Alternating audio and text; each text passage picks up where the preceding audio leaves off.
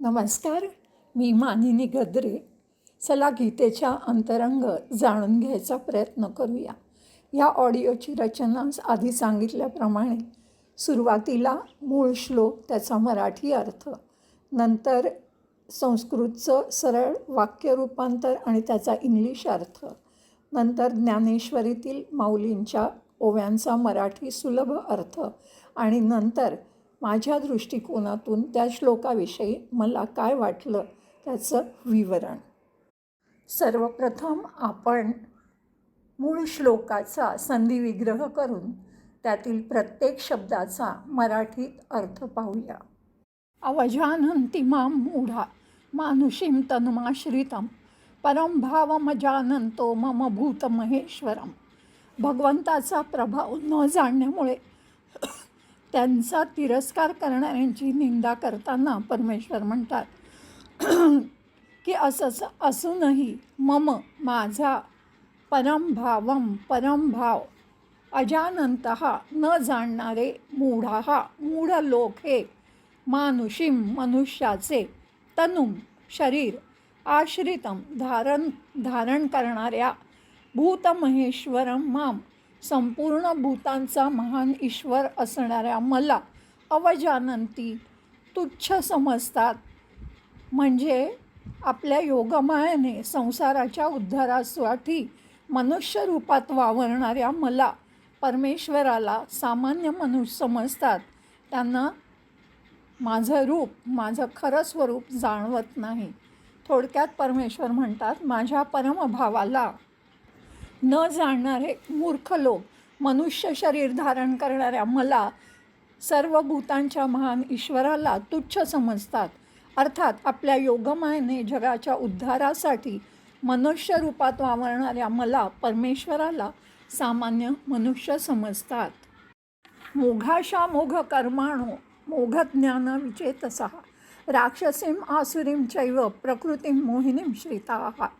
राक्षसी आणि आसुरी प्रकृतीच्या लोकांची लक्षणं सांगताना परमेश्वर म्हणतात, मोघाशहा व्यर्थ आशा करणारे किंवा निष्फळ फोल आशा करणारे, मोघ कर्माणः व्यर्थ कर्म करणारे, मोघ ज्ञानाः व्यर्थ ज्ञान असणारे, विचेतसः चंचल चित्त असणारे किंवा अशुद्ध चित्त असणारे अज्ञानी जन, राक्षसीं राक्षसी, आसुरींच आसुरी आणि मोहिनीं मोहात पडणाऱ्या प्रकृतीचाच श्रिताः आश्रय घेऊन राहतात. आसुरी संपत्ती या नावाने भगवंतांनी 16व्या अध्यायात तिचे विस्ताराने वर्णन केलेले आहे. परमेश्वर म्हणतात, ज्यांची आशा व्यर्थ, कर्म निरर्थक, ज्ञान फुकट असे विक्षिप्त चित्त असलेले अज्ञानी लोक राक्षसी, आसुरी आणि मोहिनी प्रकृतीचाच आश्रय करून राहतात. महात्मानस्तु मां पार्थ दैवीं प्रकृतिमाश्रिताः भजन्त्यनन्य मनसो ज्ञात्वा भूतादिमव्ययम्.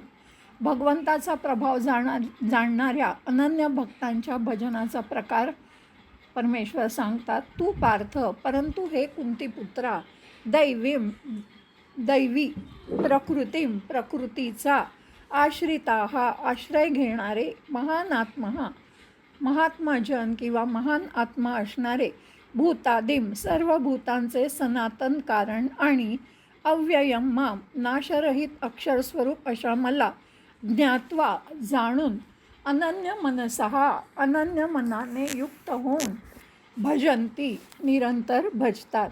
म्हणजेच परमेश्वर म्हणतात, परंतु हे कुंतीपुत्रा, दैवी प्रकृतीचा आश्रय घेतलेले महात्मे मला सर्व भूतांचे सनातन कारण आणि अविनाशी अक्षर स्वरूप जाणून अनन्य चित्ताने युक्त होऊन निरंतर भजतात.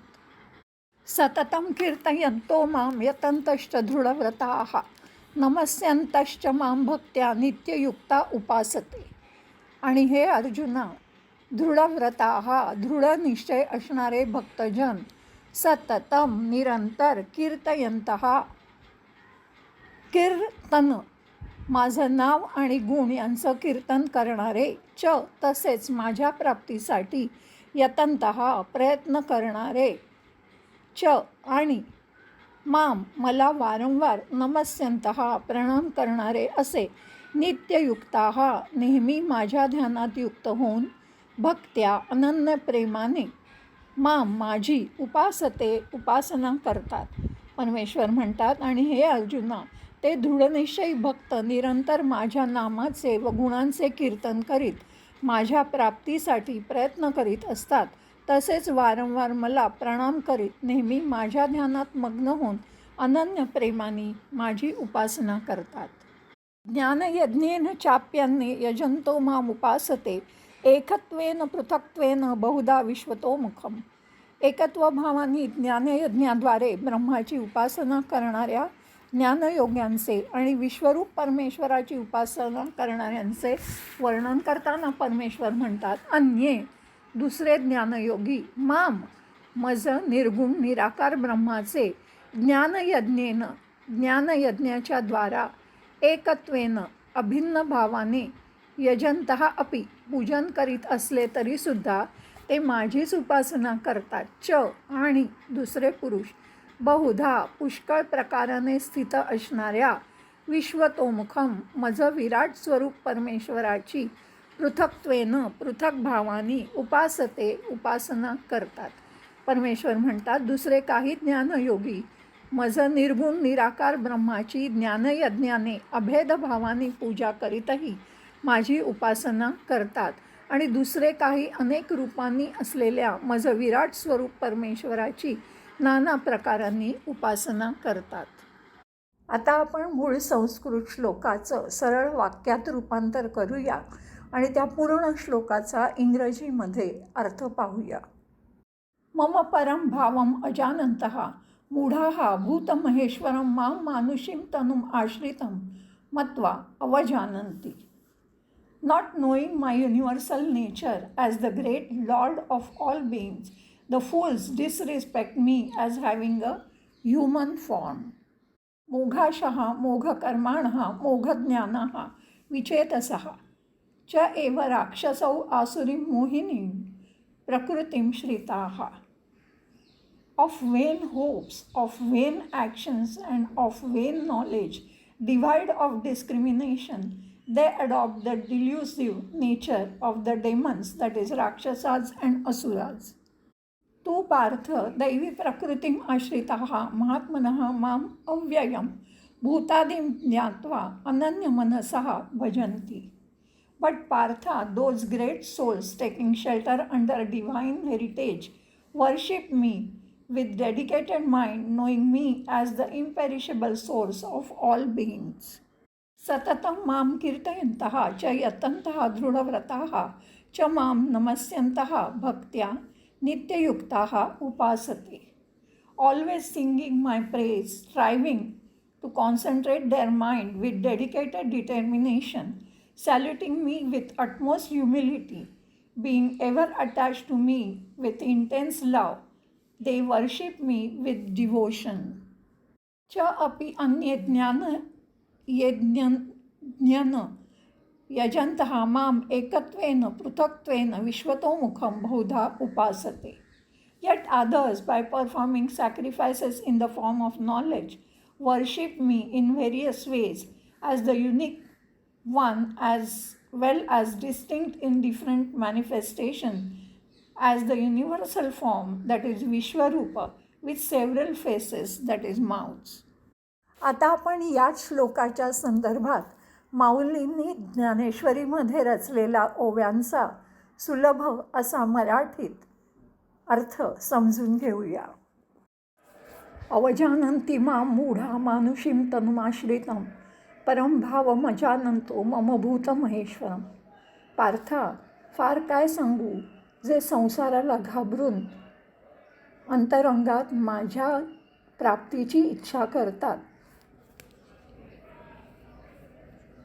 तरी तुला जी खूण दाखवून दिली ती तू सोहमभावाने धरून ठेव. कारण सगळं काही मीच आहे, मी भूतांमध्ये नाही, मी ह्या सृष्टीला केवळ कारण आहे आणि मी साक्षी भावानी आहे.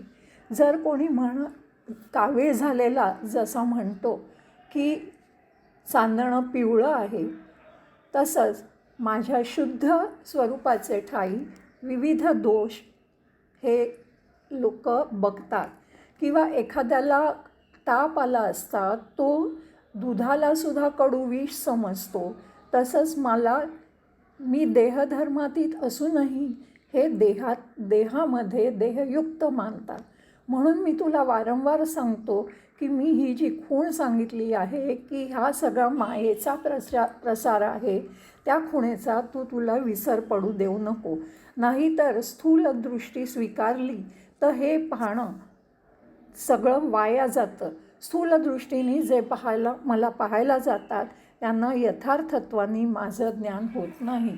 जसं स्वप्नात अमृत पिऊन कोणी चिरंजीव होऊ शकत नाहीत, तसं जे स्थूल दृष्टी असतात ते मला जाणलं असं म्हटलं तरी त्यांचं ते ज्ञान मूढांचं ज्ञान असतं आणि तेच सत्य ज्ञानाच्या पुढे त्याच्या आड येतं. जसा पाण्यामध्ये नक्षत्रांचा आभास होऊन त्याला हिरेमोती मानून हंस जास्त खोल पाण्यात शिरतो आणि स्वतःचाच घात करून घेतो, किंवा गंगा समजून मृगजळापाशी येऊन ठाकतो, त्याला काय लाभ होणार सांग बरं. कल्पवृक्ष म्हणून जर बाभुळाची पूजा केली तर ती निष्फळच नाही का जाणार. सर्पाला हार समजून तो दुपदरी 2 पदर असलेला मानून जर घ्यायला गेलं, किंवा कोणीतरी हिऱ्यांची रांग दिसतेय म्हणून गारगोट्या वेचायला गेलं तर, किंवा आपल्याला निधान लाभलं म्हणून निखारेचं कोणी पदरात बांधून घेतलं, किंवा सिंह जसा आपली सावली बघून विहिरीत उडी मारतो, तसं प्रपंचामध्ये दृढबुद्धी ठेवून जे मला पाहायला जातात त्यांना कसा बरं माझं आकलन होईल. त्यांनी चंद्राला धरायसाठी पाण्यातील बिंबाला जणू काही मिठी मारली आहे आणि मग त्यांचा तो निश्चय वाया जातो. म्हणून तू जर कांजी पिऊन अमृताचा परिणाम कसा बरं मिळेल, तसंच नाशिवंत स्थूल आकारामध्ये जे मनाने भरवसा ठेवतात आणि मी जो अव्यय आहे त्याला पाहिला जातात, त्याला माझी प्राप्ती कशी काय होईल. आता पूर्वेकडे निघालं तर पश्चिमेचा सागर कधीतरी भेटेल का, किंवा कोंड्याचं कांडण केल्यावर तिथे दाणा मिळेल का. तसंच पंचमहाभूतांचं हे जे सगळं स्थूल विश्व जे आहे त्याच्या ज्ञानाने माझं जे निर्मळ स्वरूप आहे त्याचं आकलन होईल का. धनंजया, तू सांग की फेस पिऊन पाणी प्यायलाचं समाधान मिळेल का. भ्रांत मनोधर्माने मोहित होऊन जे मला प्रपंचात पाहतात आणि मग माझ्या ठिकाणी माझा जन्म, माझा मृत्यू इत्यादी स्थिती हे माझ्यावर बघत राहतात. मी जो अनामी आहे, अनाम्यामध्ये त्याला नाव ठेवतात आणि मी जो अक्रिय आहे त्याच्यावर कर्माचा आरोप करतात. ते मी देहविरहित असूनही मला देहधर्मयुक्त मानतात. उपाधिरहित असूनही माझे उपचार करतात. वेगवेगळे निराकार असूनही माझ्यावर विविध आकारांची कल्पना करतात. मी जो नियमांच्या पलीकडे आहे त्या माझ्यावर व्यवहार इत्यादी लादतात, आचार विचार माझ्यावर लादतात. मी जो वर्णहीन आहे त्याच्यावर वर्ण, गुणातीत आहे त्याच्यावर गुण, आणि अचरण आहे त्याच्यावर चरण, अहस्त आहे त्याच्यावर हस्त कल्पन करतात, अमाप आहे त्याच्यावर माप आणायला बघतात, त्याला माप काढायला बघतात. सगळ्या ठिकाणी असूनही ते एक स्थान माझ्यासाठी कल्पना करतात. हे असं आहे की जणू काही एखाद्या झोपलेल्याला आपल्या गादीवरच, आपल्या शेजेवरच उपमन दिसावं, तसं जे आवडतं ते रूप ते मला अरूपाला देतात. जणू काही ज्याला कान नाही आहेत त्याला कान, ज्याला नेत्र नाही आहेत त्याला नेत्र, जो अगोत्र आहे त्याला गोत्र, असं कल्पना करणं आहे. अगोत्र म्हणजे गोत्ररहित, ज्याला गोत्र नाही असा. गोत्र म्हणजे ठराविक एखादा ऋषी, आपला आद्य पूर्वज असे समजणारा कुलसमुदाय. ब्राह्मण पोट जातीत या बाबतीत पद्धतशीर विभागणी आढळते. ईश्वर त्याचा अवतार हा वस्तुतः जन्मत नाही, तर तो प्रकट होतो, म्हणून त्याला कुळ किंवा गोत्र नाही, म्हणून ईश्वराला अगोत्र असं म्हणतात. पार्था, हे जे अज्ञानी असतात ते अव्यक्त असा जो मी आहे त्याला व्यक्तीच्या रूपात बघतात. अनार्थ जसा मी आहे त्याला आर्त स्वरूपात बघतात. स्वयंतृप्ता जो मी आहे त्याच्यामध्ये तृप्तीची भावना बाळगतात. मी जो वस्त्रात गुंडाळता येत नाही असा आहे त्याच्यावर वेगवेगळी प्रावरणं घालून जो अभूषण आहे त्याला भूषणं चढवून, आदिकारण जो आहे त्याला कारण लेखून मला सहज आला, मी जो सहज आहे त्याला वेगवेगळ्या प्रकारे आपल्या कल्पनेने घडवत जातात. मी नित्य असून माझं आवाहन आणि विसर्जन करतात. आवाहन म्हणजे बोलावणं. पूजा करताना प्रथम देवाला मंत्रपूर्वक फुलं, अक्षता इत्यादी वाहून पूजेसाठी मांडलेल्या सुपारी इत्यादी प्रतीकाच्या किंवा धातू पाषाणादी प्रतिमेच्या ठिकाणी आगमनाविषयी प्रार्थना करतात आणि परमेश्वराला आवाहन करतात. त्याला आवाहन असं म्हणतात. आणि विसर्जन म्हणजे पाठवणी किंवा बोलवण, निरोप देणे. उदाहरणार्थ देवता विसर्जन, सभा विसर्जन म्हणजे बरखास्त करणं. मी स्वयंसिद्ध आहे तरी माझी प्राणप्रतिष्ठा करतात. प्राणप्रतिष्ठा म्हणजे मंत्राधिकांनी धातू, काष्ठ, पाषाण इत्यादिकांच्या देवतेच्या मूर्तीत प्राणांची स्थापना करण्याचा विधी. मी नित्य स्वयंसिद्ध असूनही बालपण, तारुण्य वगैरे संबंध ते माझ्याशी जोडतात. मी अद्वैत असून मला द्वैतात आणतात.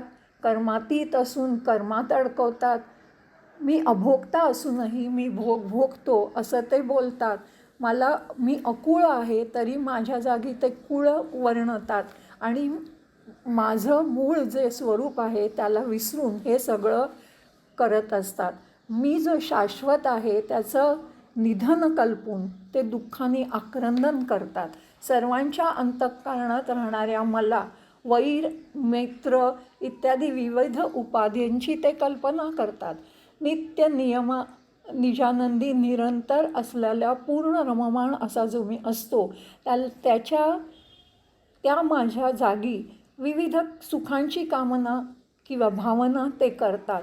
सगळ्यांठायी माझी सारखीच व्याप्ती असूनसुद्धा मी एकदेशी आहे असं मानतात.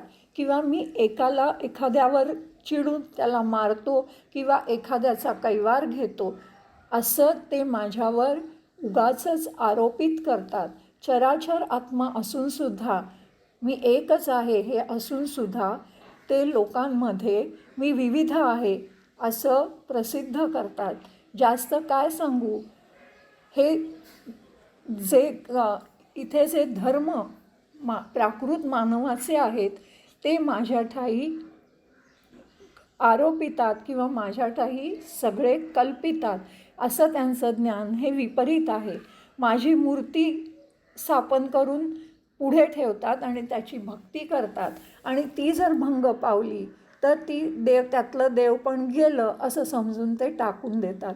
अशा तऱ्हेने मानवी आकार मला जे देतात त्यांचे ज्ञान हे खरं तर अज्ञान असतं आणि ते सत्यज्ञानाला झाकून टाकतं. मोघाशा मोघ कर्माणो मोघज्ञाना विचेतसः राक्षसीम आसुरीं चैव प्रकृतीं मोहिनीं श्रितः. धनंजया, वर्षाकाळ नसताना जसे मेघ उत्पन्न झाले त्याचा काही उपयोग नसतो किंवा मृगजळाच्या ठिकाणी दुरून पाहिलं तरी त्या पाण्याला काही अर्थ नसतो. जादूच्या अलंकार अस्तित्व नसतं किंवा मृत्तिकेचे मातीचे केलेले घोडेस्वार किंवा गंधर्व नगरीचं जणू काही त्यांच्या गावाभोवतालचा तट ह्याचा आभास असतो किंवा साबरीची झाडं सरळ वाढली तरी त्याला ना फळ असतं आणि आतूनही ती पोकळ असतात किंवा शेळीचं जसं गळ्याला जे स्तन असतं त्याच्यामध्ये दूध नसतं, ते निरर्थक असतं. शेवरीची जशी फळं आली तरी ती कोणालाही घ्यायला किंवा द्यायला येत नाहीत. तसंच जे मूढ मला वेगवेगळ्या रूपात व्यक्त झालं आहे असं समजतात, माझ्यावर वेगवेगळे उपाधी चढवतात त्या मूढांचं जीवन निरर्थक असा आहे हे तू जाण. आणि त्यांचा जो कर्मव्यवहार असतो त्याचा सर्वतः निषेध मी करतो. आंधळ्याला जसे मोती सापडावे किंवा माकडाच्या हाती नारळ मिळावा तसं अध्ययन त्यांनी केलं ते पूर्णपणे वाया गेलं असं तू समज. फार काय सांगू, त्यांची ती शास्त्र ती जणू काही लहान मुलीच्या हातात शस्त्र आल्यासारखी असतात. तसं ज्ञान आणि कर्मसुद्धा त्या निर्बुद्धांचं वाया गेलं आहे असं तू जाण. तमोगुणरूप जी राक्षसी असते ती त्यांच्या सद्बुद्धीला गिळून टाकते आणि मग त्यांच्या ठिकाणी विवेकाचा ठाव राहू देत नाही, विवेक उरू देत नाही. ती सदैव अविद्येमध्ये हिंडत राहते आणि ह्या प्रकृतीच्या जे स्वाधीन झाले ते सतत भ्रांत चित्ताने फिरत राहतात.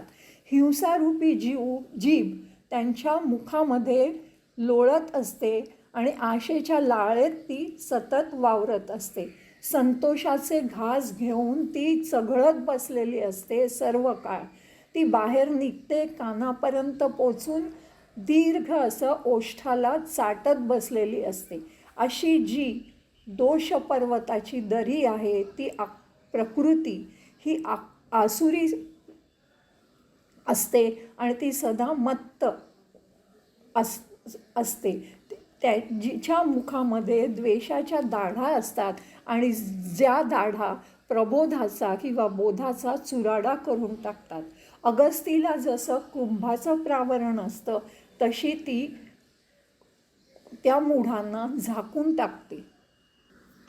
अगस्ती हा मित्रावरुणांचा पुत्र, याची कुंभातून उत्पत्ती झाली. यांनी आपल्या तपोबलाने एका आचमनात समुद्रप्राशन करून त्यात राहणाऱ्या कालकेय असुरांची लपण्याची जागा नाहीशी केली आणि त्या असुरांचा नाश करण्याच्या कामी इंद्राला सहाय्य केलं.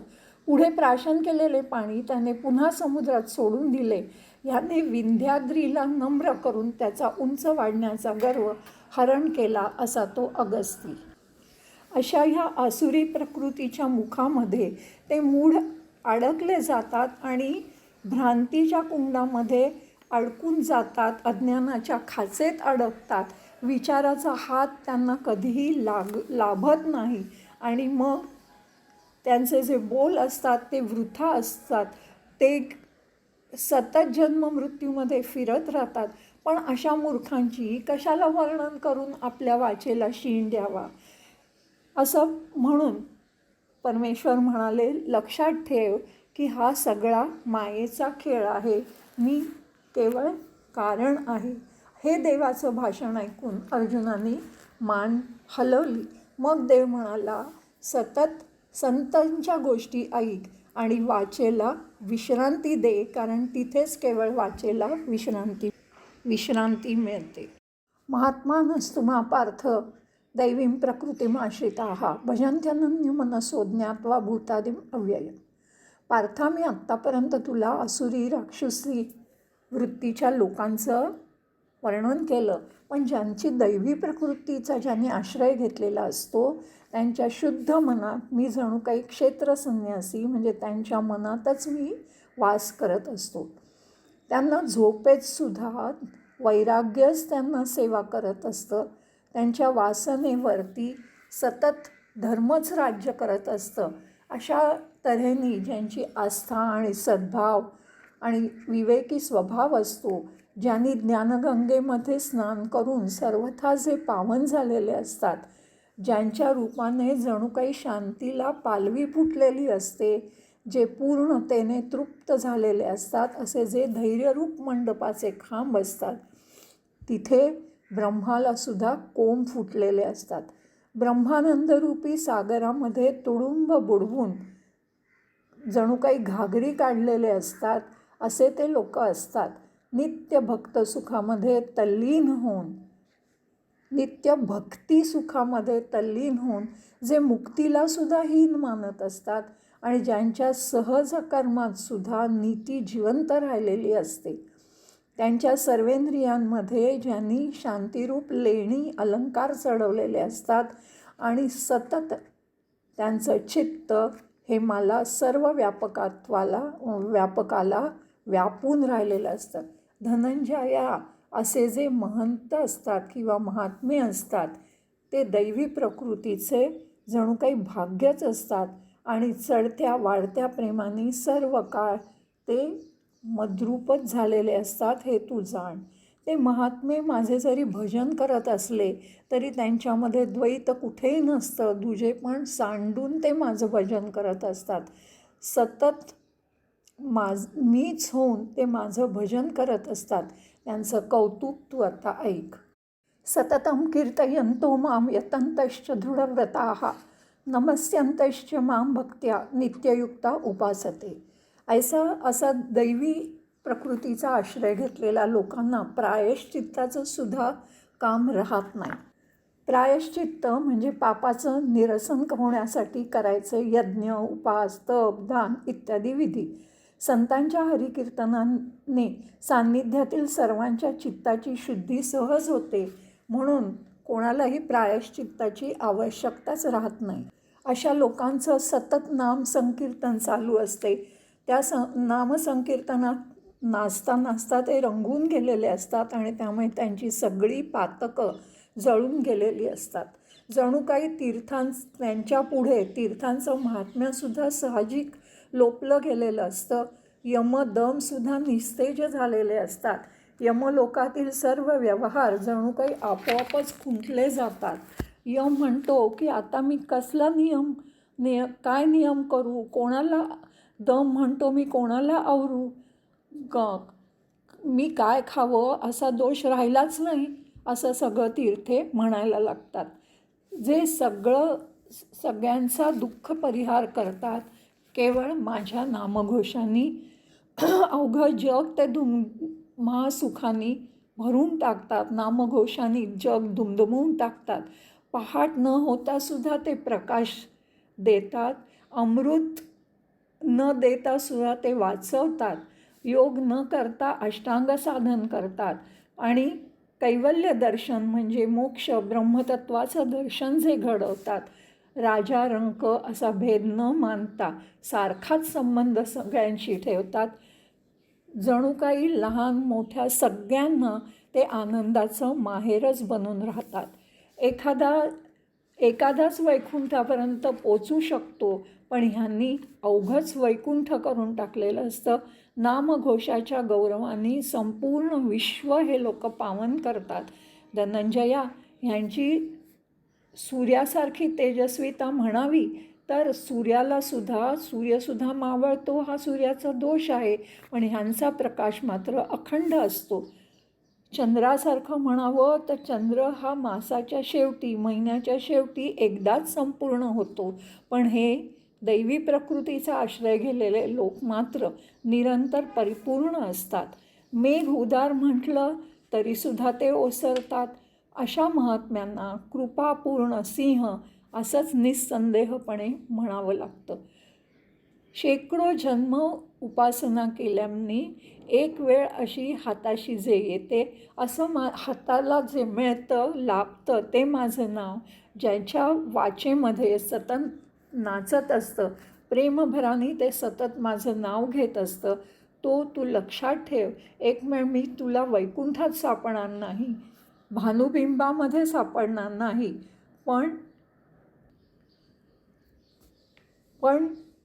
योग्यांचं मनसुद्धा एखाद वेळेस पलीकडे उल्लंघून जाईल, पण माझा अखंड बरवा नामघोष पांडवा जिथे चाललेला आहे तेव्हा मन हरपलं की त्यांच्याकडेच तू मला शोध आणि तिथे मी तुला सापडीन. भानुबिंब म्हणजे सूर्यमंडल. तत्वाचा आत्यंतिक तेजस्वीपणा दाखवण्यासाठी सूर्यबिंबात जे नीलवर्ण प्रखर तेज दिसते त्याचं उदाहरण घेतलं जातं आणि लक्षणेने सूर्यबिंबात जे तेज दिसतं ती माझी विभूती आहे असं गीतेत वर्णन आहे. परंतु तेजाच्या उदाहरणाने जे परमात्म्याचे वर्णन होते त्यापेक्षा अचूक अनुभवाचे ज्ञान संतांच्या नामसंकीर्तनाने मिळते असा भाव इथे दाखवायचा आहे. हे संत माझे गुण गाता गाता तृप्त झालेले असतात, देश काळ विसरून गेलेले असतात. नामसंकीर्तनामध्ये तल्लीन होऊन पूर्णपणे सुखावलेले असतात, स्वरूपामध्ये स्थिर झालेले असतात. कृष्ण, विष्णू, हरी, गोविंद ही नामं प्रेमाने वारंवार गरजून नामसंकीर्तनामध्ये उदंड उघडपणे आत्मस्वरूपाविषयी निरूपण करत असतात. पार्था, आता हा विस्तार तू ऐकलास. ह्या परी माझे अनेक भक्त मज निर्गुणाचं गुण गात गात जगामध्ये आवडीने हिंडत असतात.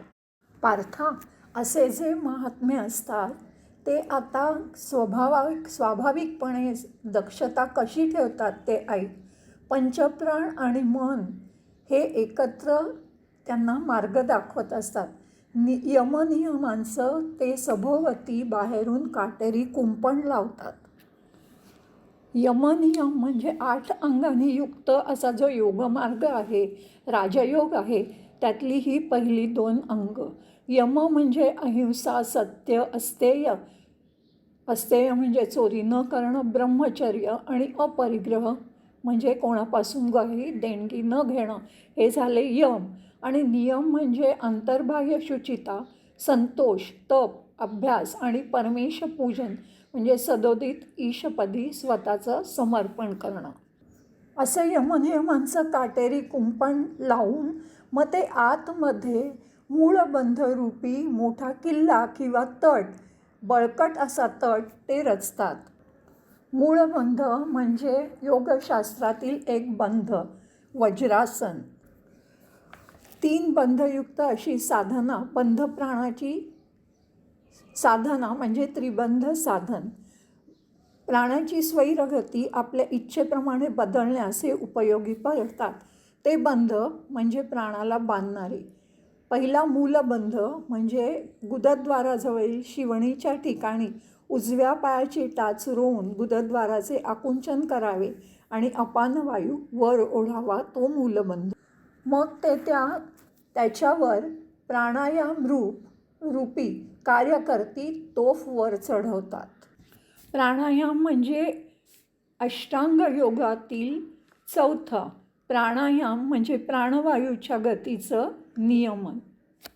हा 8 अंगांनी युक्त असा योग मार्ग किंवा राजयोग आहे, ज्याच्यातली 4था आहे प्राणायाम.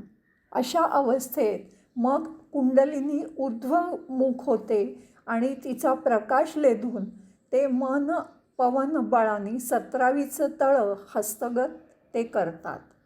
कुंडलिनी म्हणजे शरीरातील मूलाधार चक्राच्या ठिकाणी कुंडलिनी या नावाची प्राणशक्ती सुप्त अवस्थेत असते आणि योग, भक्ती इत्यादींमुळे ती जागृत होऊन सुषुम्नेतून सहस्रदलाकडे जाऊ लागते. त्यावेळी योग्यांना अतींद्रिय ज्ञानाचे अनुभव मिळतात, सिद्धी प्राप्त होतात. कुंडलिनी अनाहत चक्राच्या पुढे गेल्यावर तिला मारुत असं नाव देतात आणि ती प्राणशक्ती जेव्हा सहस्रदलात पोचून परमात्म स्वरूपात विलीन होते तेव्हा योगी ब्रह्मात विलीन होतो. सुप्तावस्थेत असताना कुंडलिनी 3.5 वेढे देऊन खाली तोंड करून निजलेल्या नागिणीसारखी असते. कुंकवाने न्हायलेले नागिणीचे पिल्लू असे जागृत कुंडलिनीचे वर्णन ज्ञानेश्वरांनी केले आहे. कुंडलिनीचे 3.5 वेढे म्हणजेच ओंकाराच्या 3.5 मात्रा असेही कोणी म्हणतात. 17वीचं तळं म्हणजे चंद्रामृत तळं. आकाशातील चंद्राच्या किरणांपासून अमृत स्रवतं आणि ते वनस्पतीवर पडतं अशी समजूत आहे. योग्याच्या मस्तकातील मेंदूतील सहस्रदल कमलातून अमृत स्रवतं असं योगशास्त्रात सांगितलं आहे. म्हणून मेंदूच्या अमृत स्रवणाऱ्या भागाला योगाच्या परिभाषेत चंद्र किंवा चंद्रामृत तळं किंवा 17वीचं तळं असं म्हणतात. मग ते प्रत्याहाराने चांगला पराक्रम गाजवतात. प्रत्याहार म्हणजे अष्टांग योगातली 5वी पायरी. इंद्रिय निवृत्ती म्हणजे इंद्रियांना त्यांच्या विषयातून परतवून चित्तरूपात त्याची स्थापना करणं म्हणजे प्रत्याहार. अशा प्रत्याहाराचा चांगला पराक्रम गाजवून विकारमात्रांची म्हणजे प्रत्येक विकाराची वाट लावून त्या सगळी इंद्रिय ते आतल्या बाजूला वळवतात आणि मग धारणा लगेच दाटून तिथे एकत्रित महाभूत करतात. धारणा म्हणजे अष्टांग योगातली 6वी पायरी. धारणा म्हणजे एकाच विषयावर मन स्थिर करून ठेवणं. अशा धारणेच्या ठिकाणी ते सर्व महाभूतं एकत्रित करतात आणि मग संकल्पाचं चतुरंग दळ समूळ ते नष्ट करतात. चतुरंग दळ म्हणजे ज्याला 4 अंग आहेत, शक्ती साधने आहेत, हत्ती, घोडे, रथ आणि पायदळ अशा प्रकारचं सैन्य म्हणजे चतुरंग दळ. पार्था, मग अशा महात्म्यांचा जय झाला असं पुकारीत ध्यानाची नौबत झळायला लागते. तन्मयावस्थेचं एकछत्र त्यावेळी झळाळताना दिसतं. समाधीच्या वैभवाचं स्वतःच्या आत्मानुभवाने भरलेलं स्वानुभूतीमय अखंड राज्यसुख ते त्यांना प्राप्त होतं. त्याचाच जणू काही राज्याभिषेक, पट्टाभिषेक त्यांना होतो, सुखाचा राज्याभिषेक होतो. कारण ते सामरस्यांनी भरलेले असतात. अर्जुना, माझं हे भजन गहन आहे ते आणखीन तुला सांगतो, ते आता ऐक. वस्त्रापासून कापसापर्यंत जसा एकच तंतू भरलेला असतो तसाच चराचरामध्ये मीच एक आहे असं व्यापक ज्ञान ज्यांचं आहे. ब्रह्मापासून कीटकापर्यंत सगळी काही माझीच रूपं आहे हे ते जाणतात. मग लहान थोर असा भेदभाव, सजीव निर्जीव असा काहीच भेदभाव त्यांच्यामध्ये उरत नाही. जी वस्तू बघतात तिला ते लोटांगण घालतात. आपलं महत्त्व विसरून पुढे येणाऱ्याला योग्य अयोग्य असं काही फरक न करता जी जी व्यक्ती भेटते तिच्या पाया पडावं हेच त्यांना आवडायला लागतं. उंच स्थानाहून जसं पडलेलं पाणी तळाला आपोआप गाठतं तसंच सगळ्या भूतजाती पुढे लवून राहणं हाच त्यांचा स्वाभाविक स्वभाव असतो. फळाच्या भाराने जशी वृक्षाची डहाळी ओथंबते, सहजच खाली ओथंबते, तसं जीवापुढे लीन होऊन, नम्र होऊन त्यांना हे वंदन करत राहतात. नम्रपणा ही ज्यांची संपत्ती आहे, ज्यांची अखंडित गर्वहीन अशी स्थिती आहे, जे जयमंत्रांनी सगळं धन माझ्या ठाई समर्पण करतात, ज्यांचे मान अपमान गळून गेलेले आहेत, अशांना नमन केलं जातं. म्हणूनच जे मद्रूप ते आपोआपच मद्रूप होऊन जातात. असे एकरूप जे निरंतर मला उपासतात त्यांची थोर भक्ती इथे मी तुला अर्जुना सांगितलेली. आता आणखीन भक्तांचे जे माझं ज्ञानयज्ञानी यजन करतात त्यांची रीती तुला सांगितलीच आहे. पूर्वी प्रसंगारूप त्या लोकांची रीत तुला सांगितलीच आहे. तेव्हा पार्थ म्हणाला, कृष्णा, तुझ्या कृपेने मला हे सगळं तू सांगितलं आहेस, पण अमृताचं जेव्हा तू जेवण वाढतोस तेव्हा कोणी पुढे म्हणेल का असे ते बोल देवानी ओळखले आणि लगेच त्याला परमेश्वराचं चित्त चिकटलं. संतोषून परमेश्वर डोलायला लागला, पुन्हा बोलायला पुढे सरसावला आणि मग तो म्हणाला, पंडुसुधा, एरवी ही अयोग्य वेळ आहे, पण ज्ञानासाठी तुझी जी आस्था आहे ती मला इथे बोलवते आणि जणू काही भक्त आणि प्रियकर जसं चांदणं चकोरासाठीच असतं तसा चांदण्याचा एकच स्वभाव असतो की सर्व चराचर शांत करावं.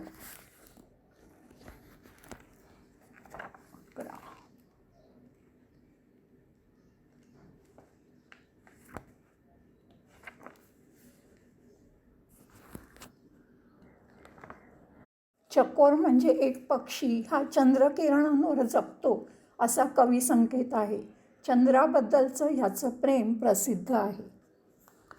पार्था, खरं तर चांदण्यांचा असा स्वभाव असतो की सगळ्या चराचराला शांत करावं, तरीही चकोर केवळ आपलीच तृप्ती करायला चंद्राकडे चोच करून बसलेला असतो. तसंच आमची ती विनवणी देवकृपामूर्ती स्वभावेच पूर्ण करतात असं अर्जुनाला वाटलं. मेघराज जरी सगळ्यांना तृप्त करायला वर्षत असला तरी उत्कट इच्छा करून चातक चूळभर गंगोदकासाठी थांबलेला असतो. चातक हा एक पक्षी हा ढगातील पाणी पिऊन राहणारा आहे, म्हणून हा नेहमी ढगाची अत्यंत उत्कंठतेने वाट पाहत असतो, अशी याची प्रसिद्धी आहे. अगदी चूळभर जरी गंगेचं उदक हवं असलं तरी गंगेचीच भेट घ्यावी लागते. तसं आता हे आर्त थोडं बहुत सगळं देवांनी सांगावं असं त्याला वाटतं.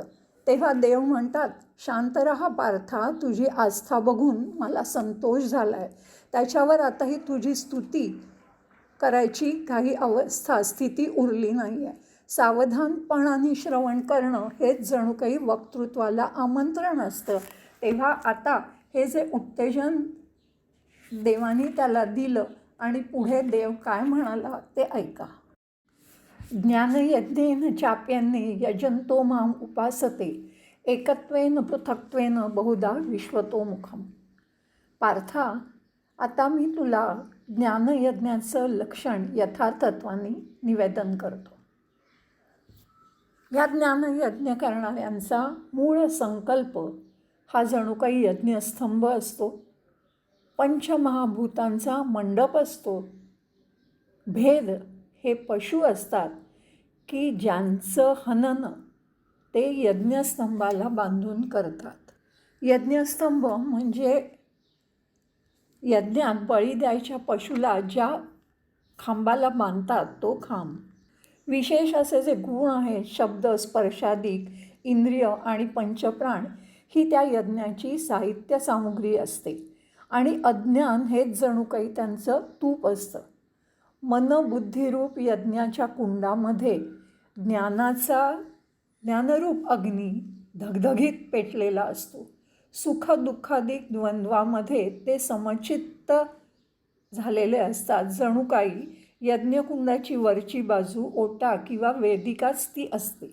द्वंद्वी म्हणजे द्वंद्वामध्ये, द्वंद्वबंध म्हणजे वस्तुता जे सत्य नाही अशा भासमान. द्वंद्वाचे अनेकपणाचे बंधन म्हणजे द्वंद्वबंध. मी पाहणारा आणि बाकी सर्व दृश्य किंवा पाहायचे इथपासून आरंभ करून सुख दुःख, बरं वाईट, पाप पुण्य, प्रकृती पुरुष अशा अनेक परस्पर विरुद्ध द्वंद्वांनी किंवा जोड्यांनी ही सृष्टी भरलेली आहे. आपल्या सत्यस्वरूपाचे विस्मरण झाल्यामुळे जीवात्मा आपल्याला विशिष्ट देहाच्या मर्यादेत कल्पनेने कोंडून घेतो आणि द्रष्टा आणि दृश्य असे पहिले द्वंद्व उत्पन्न होते. आणि या द्वंद्वातूनच सर्व द्वंद्वांची, विशेषतः सुखदुःखांची उत्पत्ती होते. म्हणून द्वंद्व हे बंधन असून अद्वैताचा अनुभव, एकत्वाचा अनुभव ही खरी स्वतंत्रता आणि आनंदमय स्थिती आहे. या यज्ञामध्ये विवेकबुद्धीचं कौशल्य असतं, मंत्रविद्येचं थोरपण असतं. तूप आणि स्रुव ह्या शांतिरूप 2 पळ्या असतात. स्रुक किंवा स्रुच म्हणजे होमात आहुती, मात इत्यादी भात वगैरे टाकण्याची वटपत्राकार लाकडी पळी. स्रुवा म्हणजे होमात आहुती घालण्याचे एक यज्ञपात्र किंवा लाकडी पळी. तर ह्या ज्ञानयज्ञामध्ये अशा ह्या 2 शांतिरूप पळ्या असतात आणि ह्या जीव हा त्याचा यजमान. जीव म्हणजे मी, म्हणजे विशिष्ट मर्यादेत व्यक्ती असा अहंकार धारण करणारा चैतन्याचा अंश.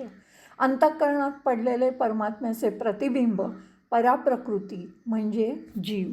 असा हा जीव आत्मप्रचितीचं पात्र घेऊन विवेकाचा महामंत्र जपत असतो. असा ज्ञानरूप अग्निहोत्र जणू काही भेदच नाहीसा करून टाकतं. असं यजन केल्यावर भेदाची भाषा लोप पावते आणि अज्ञानाचं तूप संपून जातं आणि आत्मसमरसामध्ये अवभृत स्नान जीव यजमान करतो. अवभृत स्नान म्हणजे यज्ञ समाप्तीचं शेवटचं स्नान. असं जेव्हा करतो तेव्हा त्याला जाणवतं की महाभूत, शब्दादी विषय, इंद्रियगण हे काहीच भिन्न नाही आहे, सगळं अभिन्न आहे. तो ब्रह्माशी तादात्म्य पावतो.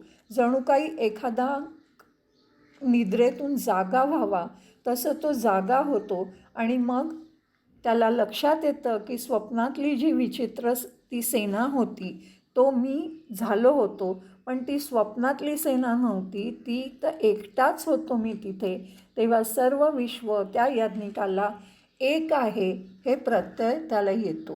पार्था, असा ज्ञानयज्ञ करणाऱ्यांचा जीवभाव संपून जातो आणि ब्रह्म सगळीकडे परमात्मा भरलाय हा बोध त्यांना होतो. असे जे मला सगळीकडे एक एक मीच आहे हे बघून भजतात, मला जाणतात. अनादी अनेक नामरूपाधिक ते भिन्न असे भेद जरी विश्वामध्ये नाना प्रकारचे दिसले तरी त्यांचं ज्ञान की जे अद्वैताचं ज्ञान जे असतं ते त्यांचं भेद होत नाही. जशी वेगवेगळे अवयव एकाच देहाची असतात किंवा एकच सूर्य असतो आणि त्याचे किरण अनेक असतात तरी सूर्य एकच असतो, तसंच खूप फांद्या असल्या तरी झाड एकच असतं. तशी नाना नावं, अनेक प्रकारच्या व्यक्ती, अनेक वृत्ती वेगळ्या असल्या, भूतं जरी भिन्न भिन्न रूपात दिसत असली तरी ती माझ्या एकाचाच तो आविष्कार आहे हे ते जाणतात.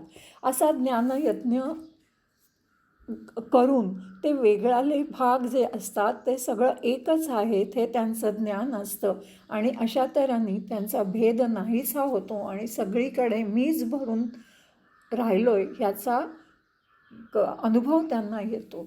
जरी पाण्यावर बुडबुडा दिसला तो कुठेही जाऊ दे, पुढे जाऊ दे, मागे जाऊ दे किंवा तो विरघळून जाऊ दे, तरी तिथे पाणी असतंच ना.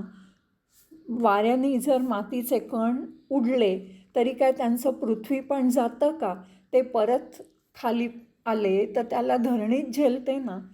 तसंच इथे कुठच्याही स्थितीमध्ये पार्था, वस्तू, प्राणी कुठच्याही स्थितीत असू देत, पण ते सगळं काही मीच आहे असा अनुभव त्यांना आलेला असतो.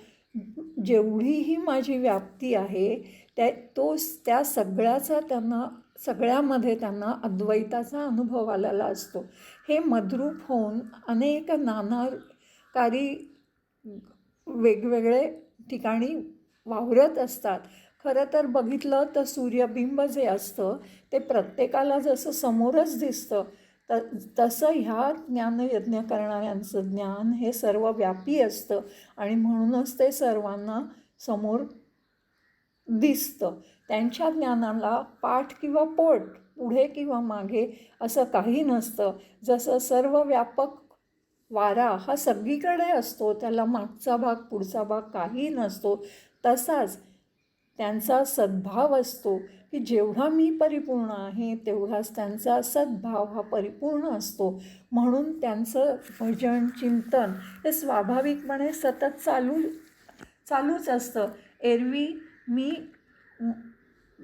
मीच जर सगळं आहे तर साहजिकच त्यांचं भजन माझंच सतत होत राहतं. पण ज्यांना असं ज्ञान नाही त्यांना असं भजन घडत नाही. असो म्हणून ज्ञानयज्ञ करून असे जे ज्ञानयज्ञ उचित प्रकारे करणारे भक्त मी तुला सांगितले, त्यांच्या सगळ्यांच्या द्वारा त्यांच्या सर्व क्रिया ह्या मलाच अर्पण होत असतात आणि त्यामुळे स्वाभाविकच सतत माझं भजन त्यांच्याकडनं घडत असतं. पण जे मतिबंध असतात, जे हे जाणत नाहीत, त्यांना माझी प्राप्ती होऊ शकत नाही. आता या श्लोकाबद्दल माझ्या दृष्टिकोनातून मला काय वाटतं ते आपण पाहूया. अध्याय 9, 11 ते 15. दैवी आसुरी स्वभावाविषयी परमेश्वर इथे सांगतात. परमेश्वराचा अविनाशी भाव न जाणल्यामुळे केवळ जगाच्या उद्धारासाठी योगमायेचा अवलंब करून मनुष्य रूपात अवतरलेल्या परमेश्वराला अज्ञ लोक सामान्य मानतात आणि परमेश्वराचे तत्वतः ज्ञान न झाल्यामुळेच, त्याला न जाणल्यामुळे त्यांच्या आशा, कर्म, ज्ञान हे सगळं व्यर्थ असतं, फोल असतं. त्यांचं चित्त हे अशुद्ध आणि चंचल असतं आणि अशा लोकांना परमेश्वर म्हणतात की असे आसुरी लोक कायम प्रकृतीच्या मोहात अडकलेले राहतात. आता ह्या उलट ज्यांच्याकडे दैवी संपत्ती आहे असे महात्मे परमेश्वराला तत्वता जाणतात, त्याचं अविनाशी रूप हे जाणतात आणि मग केवळ त्यालाच आश्रय मानून अनन्य चित्ताने निरंतर त्याला भजत राहतात. इथे अशा दैवी संपत्तीवाल्या योग्यांचे गुण दिलेत की ते दृढनिश्चयी असतात, सतत परमेश्वराच्या नामगुणाचं चिंतन मनन ध्यान चाललेलं असतं, वारंवार ते परमेश्वरालाच नमस्कार करतात आणि अनन्य प्रेमाने परमेश्वराची सतत उपासना करत असतात. आता दैवी आणि आसुरी स्वभावाच्या लोकांविषयी पुढे 16व्या अध्याय की ज्याचं नावच दैवासुर संपद विभाग योग असं आहे, तिथे आपण जास्त खोलात जाऊन शिकणार आहोत. यापुढे बघूया परमेश्वर काय सांगतात ते. गीतार्थ जाणून घ्यायला पुन्हा भेटूया. मनःपूर्वक धन्यवाद.